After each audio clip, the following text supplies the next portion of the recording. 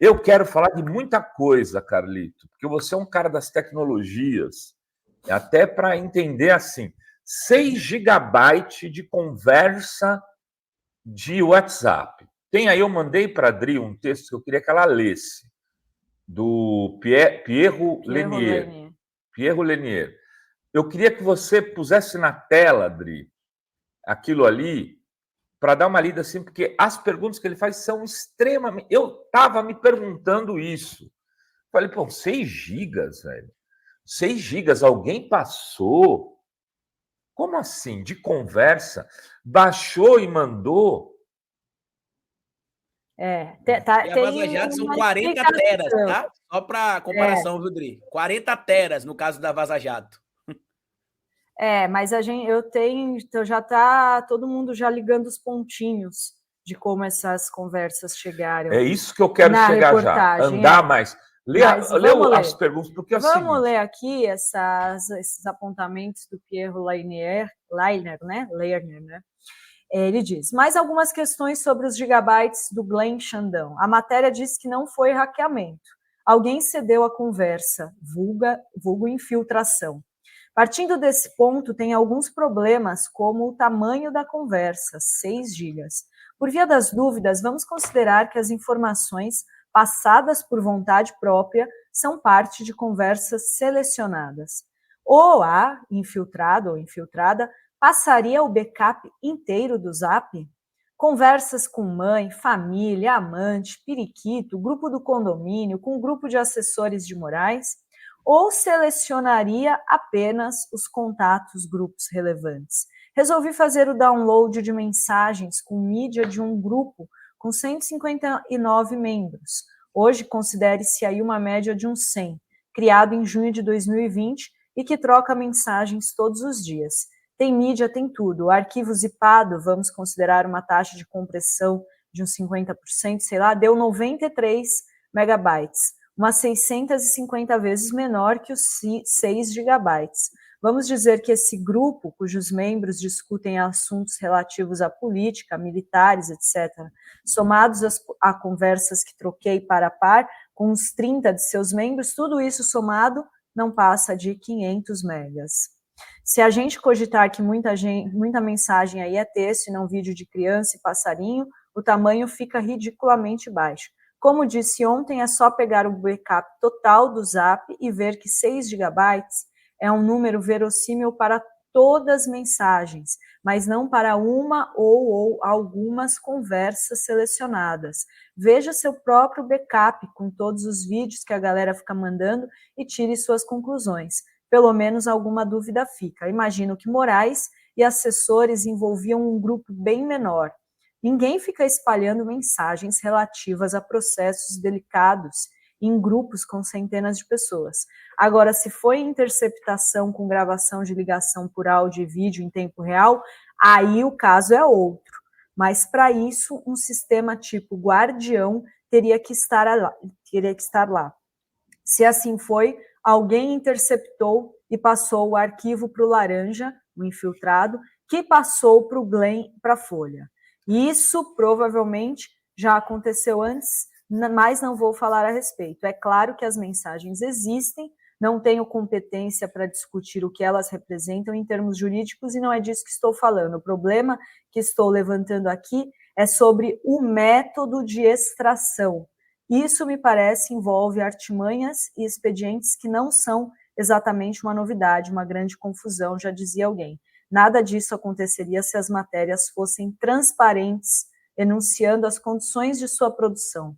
De novo, tudo indica que é mais um limited hangout. Olha só, esse texto dele coloca, primeiro, um ponto que eu diria assim, não muda o conteúdo das mensagens, mas mostra o esquema que foi construído para pegar o Xandão. Pode vir a mostrar. Tem algumas hipóteses circulando, Calito. Queria falar sobre elas. Uma, a mulher do Tagliaferro, que apanhou, ele foi preso, poderia ter feito a extração das mensagens e passado para alguém. E esse alguém, ou ela mesma, entregou para o Glenn. A segunda hipótese, o Tagliaferro, sob pressão, ter negociado isso e passado para tentar diminuir sua pena para algum benefício. 3. A polícia de São Paulo. Ele foi preso pelo Tarcísio, pela turma do Tarcísio. Pegou ele com o celular, lembrou que ele era ligado ao Xandão e foi olhar. E viu aquilo ali e algum gaiato baixou aquilo que interessava e mandou. 4. Uns militares terem colocado alguém dentro do TSE para, usando o esquema, que é isso que o Pierre Lenier levanta, de um esquema guardião, ter chupado todas as informações e aí ter entregado como... Olha, eu peguei, mas pegou como? Eu fui lá e copiei do sistema do cara. Estava lá dentro, copiei e entregar. Porque a hipótese que não está colando é que alguém de dentro, que era possuidor das conversas, que as conversas se dão entre o Tagliaferro e o outro sujeito lá, que era o juiz auxiliar, teria passado isso daí. Tem que ter um outro elemento. Os militares podem ter plantado isso. Se tem uma outra hipótese de alguém próximo que conhece o Glenn, né, de que o esquema se chama BTG Pactual misturado com o dono do X, Elon Musk.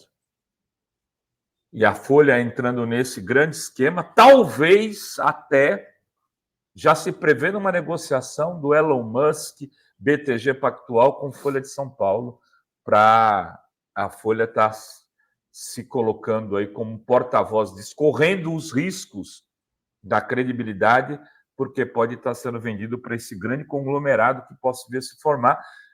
Porque um dos primeiros a falar em defesa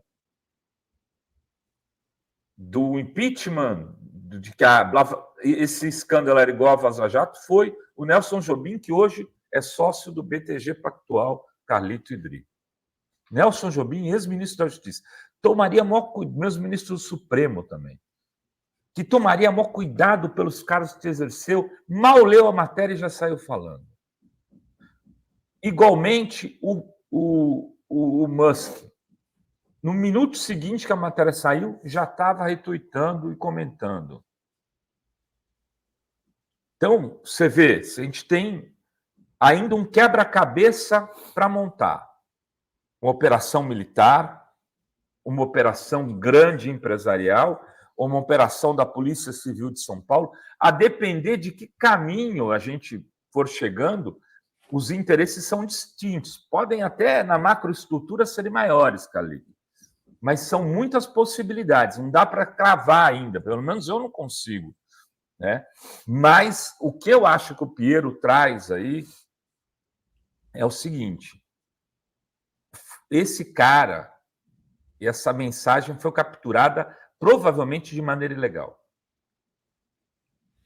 Eu tenho 3 teses, Rovai. Eu tenho menos que você, mas a primeira é que é provável que o Eduardo Tagliaferro vazou isso. E eu vou explicar o porquê, né? Eu não vou acreditar que a polícia tenha extraído isso no dia da prisão dele, porque para a polícia extrair isso, eles teriam de ter um pedido legal, né? Para que eles fizessem isso. Tudo bem que a polícia do Tarcísio e tudo mais. Mas o que é que a matéria da Folha diz? Ela diz que as conversas foram conseguidas através de fontes que tiveram acesso ao diálogo, então provavelmente é um dos envolvidos. E segundo, que os diálogos são entre agosto de 2022 e maio de 2023. De acordo com a própria matéria, o que aconteceu em maio de 2023? O Eduardo Tagliaferro é demitido do TSE porque teria agredido supostamente a companheira. Sabendo, como você citou aqui, que ele era do TSE, se começou as sondagens ali, se ele não teria alguma coisa, algum grupo, algum pedido de alguma coisa ali, para, em tese, ele poder ajudar ou ser pago por isso. E eu acredito que, em tese, é isso que aconteceu. Essa é a minha primeira hipótese. Por quê? Porque o diálogo cessa, o acesso que este grupo de jornalistas tem aos diálogos, ele cessa justamente com a demissão do Eduardo Tagliaferro. Então, se fosse outras pessoas que tivessem outros materiais, ou até que se tivesse ali, por exemplo, chupando, né, como a gente brinca ali, como você brincou aqui, informações, essas informações continuariam sendo capturadas. Até agora, quem sabe, até semana passada, até o mês passado, mas não. Elas cessam exatamente quando Eduardo Tagliaferro é demitido. A matéria diz isso. Os diálogos que a gente teve acesso se iniciam em agosto de 2022 e se encerram em maio de 2023. E aí, em maio de 2023, o Tagliaferro ele é demitido. Segundo, Rovai, a mídia brasileira, e eu tenho falado sobre isso há muito tempo, inclusive quando eu venho aqui para poder pedir que as pessoas fortaleçam a mídia independente, que fortaleçam veículos como a Revista Fórum e outros aí, os grandes empresários entenderam que a maneira que você tem de formar opinião pública é através de veículos de comunicação, seja ele rádio, TV, revista, jornal, rede social, e a gente está conseguindo ver isso. Quando Elon Musk comprou o Twitter e pagou 44 bilhões de dólares, eu lembro que muita gente falou que ele era burro, que ele estava perdendo dinheiro, que era um péssimo negócio. E na época eu fiz vídeo lá no meu canal, Rovai, dizendo o seguinte, ó, ele não está comprando o Twitter para ter lucro com o Twitter em si. Ele está comprando o Twitter, primeiro, para ter um veículo de comunicação de massa que ele vai controlar, e segundo, para ele manipular o mercado. O Elon Musk, inclusive, Dri Rovai, tem várias acusações contra ele nos Estados Unidos de um crime que os americanos chamam de spoofing, que é meio que manipular o mercado financeiro. Ele fez isso quando, por exemplo, ele disse que a Tesla aceitaria pagamentos em Bitcoin e valorizou as ações do Bitcoin e valorizou as ações da Tesla. Depois ele fez parte da criação de uma moeda virtual, dessas criptomoedas, melhor dizendo. E aí acabou dizendo que a Tesla não aceitaria mais Bitcoin. Isso derrubou os valores do Bitcoin no mercado e passou a valorizar a moeda que ele disse que passaria a aceitar o pagamento na Tesla, por exemplo. E aqui no Brasil, Rovai, vamos lembrar um ponto, né? A gente está falando aqui da Folha, que é da família Frias. A gente está falando do grupo do Globo todo ali, né? Todas as empresas ligadas ao Globo, que é do grupo da família Marinho. A gente está falando da Record e das suas esteiras ali, que está na família do Edir Macedo também. E a gente está esquecendo de citar uma pessoa que tem tentáculos em todos os setores, que é o Rubens Menin. O Rubens Menin, Rovai, ele comprou a CNN Brasil e colocou em prática em 2020. Em 2021, ele comprou a Rádio Itatiaia, que é a maior rádio de Minas Gerais, e que, inclusive, viraliza vários vídeos do Bolsonaro, do Cleitinho, do Nicolas Ferreira. Ele comprou o Atlético Mineiro e fez o estádio do Atlético Mineiro, a Arena MRV. Então, ele está envolvido com a comunicação, ele está envolvido com o esporte de massa, que é o futebol, e ele também é dono do Banco Inter. Então, ele tem interesse em todos os setores. Ele consegue manipular o mercado através da CNN e da Itatiaia. Ele consegue mexer com as emoções através do Atlético Mineiro. Ele consegue ganhar dinheiro através da construção civil com a MRV. Então, para mim, tem todos esses braços também que a gente precisa entender. E hoje, Rovai, se eu pudesse botar uma tese, eu colocaria que a tese seria essa que envolve ali supostamente o Eduardo Tagliaferro. Só para finalizar, sobre o tamanho do arquivo. Eu não concordo muito com o Piero, porque como eu também sou da tecnologia, né? Como as trocas de mensagens poderiam envolver também envios de PDF, tem documentos em PDF que chegam, por exemplo, a 200 megas, 300 megas, dependendo do tamanho do arquivo. Então, não seria difícil você ter, por exemplo, um arquivo de 6 gigas envolvendo apenas esses diálogos. Mas mas você consegue mandar pelo WhatsApp? Consegue em formato documento. Eu consigo mandar um vídeo, por exemplo, meu hoje, de 5 gigas, se eu quiser, no modo doc. Você bota no envio e bota lá enviar como documento. E aí você coloca lá o vídeo de 1 giga, 2 gigas, 3 gigas.